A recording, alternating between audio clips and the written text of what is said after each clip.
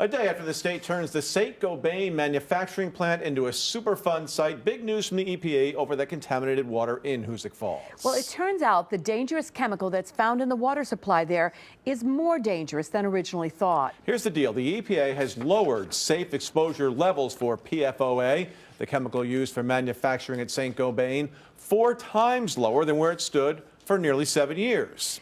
Now, the EPA dropped the level from 400 to 100 parts per trillion.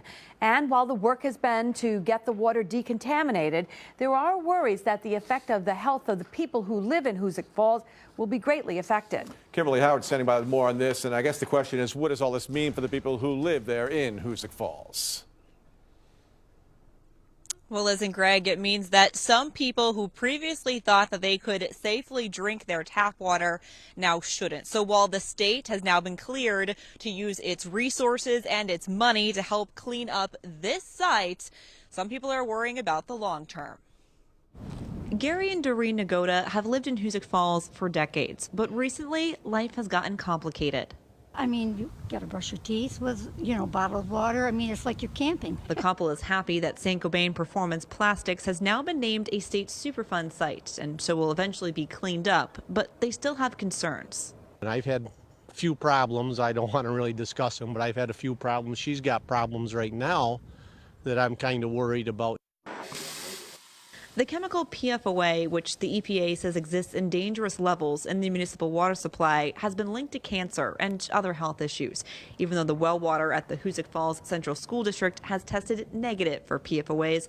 Superintendent Ken Facine isn't taking any chances. We're going to put a carbon filtration system on our well, continue to test monthly for PFOAs. The state, he says, will pay for it. The Superfund designation allowed for those funds to be made available. Dr. Marcus Martinez, who believes his own cancer diagnosis is linked to the water here, hopes state funds can also be used for something more long-term. We've seen a lot. We've definitely seen a lot of cancer here. There's no doubt about it. If that allows a health study to move along faster, to start studying this area to see, what's been happening here for years and what's going to happen moving forward, because people certainly have been exposed. Now, as of now, the village is still on track to have a temporary water filtration system up and running by the end of February, something that will finally make the tap water safe to drink. A permanent system in place by October. Dr. Martinez telling me today that even with all of that, he still feels that the village may eventually have to find a completely different water source. We're live in Hoosick Falls. Kimberly Howard, CBS 6 News.